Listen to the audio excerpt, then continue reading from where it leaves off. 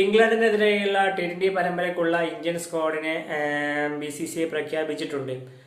സൂര്യകുമാർ യാദവ് തന്നെയാണ് vice captain. അങ്ങനെ വലിയ മാറ്റങ്ങളൊന്നുമില്ല. മുഹമ്മദ് ഷമി, ഞാൻ നേരത്തെ കഴിഞ്ഞ വീട്ടിൽ പറഞ്ഞ പോലെ തന്നെ മുഹമ്മദ് ഷമി ഇന്ത്യൻ സ്ക്വാഡിൽ ഇടം പിടിക്കുമെന്ന് പറഞ്ഞു. അതുപോലെ അദ്ദേഹത്തിന് അവസരം ലഭിച്ചിട്ടുണ്ട്.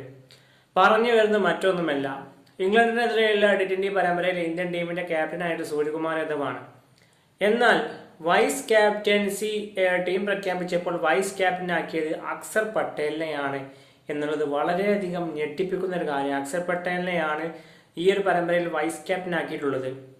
എന്തുകൊണ്ടും ഇന്ത്യൻ ടീമിന്റെ വൈസ് ക്യാപ്റ്റൻ ആവാൻ അർഹനായിട്ടുള്ള ഈ സ്ക്വാഡിലുള്ളത് അത് ഹാർദിക് പാണ്ഡ്യയും സഞ്ജു സാംസണുമാണെന്ന് ഞാൻ പറയുള്ളൂ. കാരണം അക്സർ പട്ടേലിനെക്കാളും പ്രയോറിറ്റി ഹാർദിക്കിനും സഞ്ജുവിനും കൊടുക്കാമായിരുന്നു ഇന്ത്യൻ സെലക്ടർക്ക്.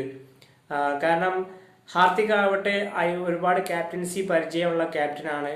സഞ്ജു സാംസണും അതുപോലെ തന്നെ ക്യാപ്റ്റൻസി ചെയ്ത് പരിചയമുള്ള ഒരു ക്യാപ്റ്റനാണ്. IPL-ലാവട്ടെ സഞ്ജു രാജസ്ഥാന്റെ ക്യാപ്റ്റനായിരുന്നു. ഹാർദിക് ആവട്ടെ മുംബൈയുടെയും ഗുജറാത്തിന്റെയൊക്കെ ക്യാപ്റ്റനായിരുന്നു.